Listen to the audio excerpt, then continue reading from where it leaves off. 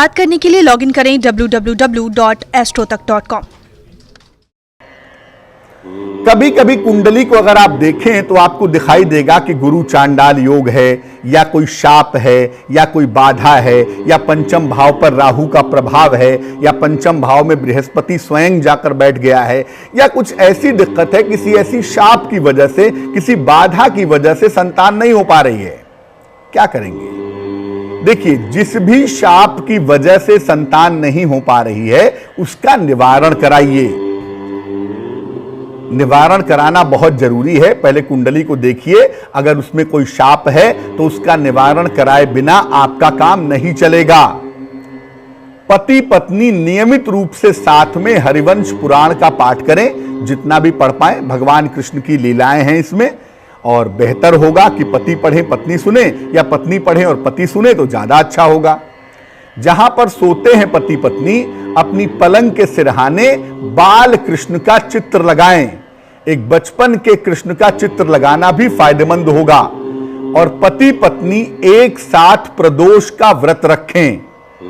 ऐसा करने से अगर किसी शाप की वजह से संतान नहीं हो पा रही है तो भी संतान इन उपायों को करने के बाद आसानी से हो जाएगी। अब मान लिया कि कुंडली में आपके गुरु चांडाल योग है, या बृहस्पति की वजह से आपको संतान नहीं हो पा रही है, तो क्या करेंगे? ऐसी दशा में जिसकी कुंडली में यह समस्या हो उस व्यक्ति को बृहस्पतिवार का व्रत रखना चाहिए, बृहस्पतिवार का उपवास रखना चाहिए। और जिसकी कुंडली में यह समस्या हो उसे रोज सवेरे विष्णु सहस्त्र नाम का पाठ करना चाहिए। रोज सवेरे विष्णु सहस्त्र नाम का पाठ करना फायदेमंद होगा। और पति पत्नी एक साथ हर सोमवार को भगवान शिव के शिवलिंग पर जल अर्पित करें, उनका जलाभिषेक करें, तो निश्चित रूप से इसमें लाभ होगा। इसके अलावा अन्य कारण भी कुंडली में हो सकते हैं जिस वजह से संतान होने में समस्या आ रही हो। बहुत से अन्य वजह भी हो सकती हैं।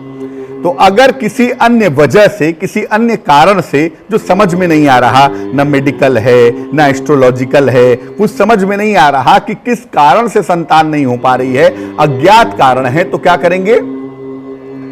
पति पत्नी रोज सवेरे 108 बार संतान गोपाल मंत्र का जप करेंगे। ओम देवकी सुत गोविंद वासुदेव जगतपते देहि में तनयम कृष्ण त्वामहम शरणम गता। संतान गोपाल मंत्र का पति पत्नी रोज सवेरे 108 बार जप करेंगे। और दोनों को एक साथ जलाहार करके एकादशी का उपवास भी रखना चाहिए। पति पत्नी दोनों एक साथ एकादशी का उपवास रखेंगे और इस दिन केवल जल और केवल फल का सेवन करेंगे। ढेर सारे फूलों के पौधे लगाएंगे और फूलों के पौधे की देखभाल करेंगे। अगर ऐसा पति पत्नी करें तो अज्ञात कारणों से भी अगर संतान नहीं हो पा रही है तो वो अज्ञात कारणों की जो बाधा है वो निश्चित रूप से दूर हो जाएगी।